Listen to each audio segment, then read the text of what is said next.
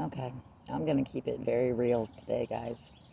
And I'm probably not going to, well, I don't know. Actually, I might earn some enemies now as friends. And I might make some friends enemies with this one. I've got some entities out there, I'm sure now, trying to fuck with my head. Because one of the places that I frequent today had these signs, quote unquote, that I've tuned into in the past as being related to child trafficking. And these signs were rather flagrantly placed. And it's like, no, no, I know the difference. Okay, I can tell the difference. Something strangely enough that also was, I'm not sure this one was placed, was a little pink, like one of those little cars, the battery powered cars that kids ride on that are kind of expensive. A little pink Jeep placed outside of a kind of a rundown looking apartment. And it's interesting to me because something that I've noticed with a lot of Jeep owners, they have these little rubber duckies on their dashboards. And I even approached a Jeep owner and asked about that. And they said, oh, it's a Jeep thing. It's it's a Jeep thing. Yeah, when you've got clubs within clubs, and especially elite ones, that for some reason brought Balenciaga up into my head. You know, something completely out in the open, but it's hidden.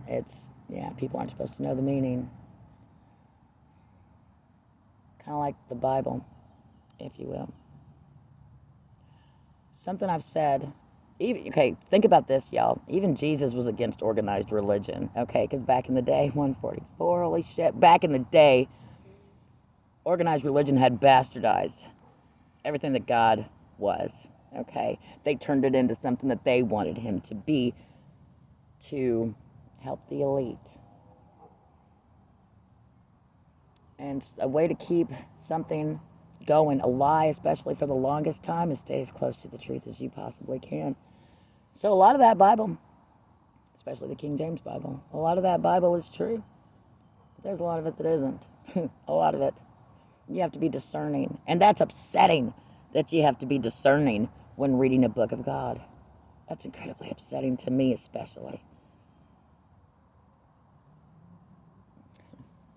The God.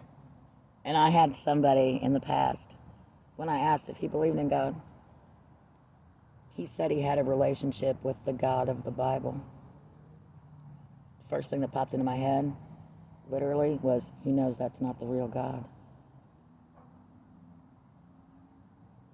I love you guys. Take care of yourselves, everybody. Stay safe and go within so that you don't go without.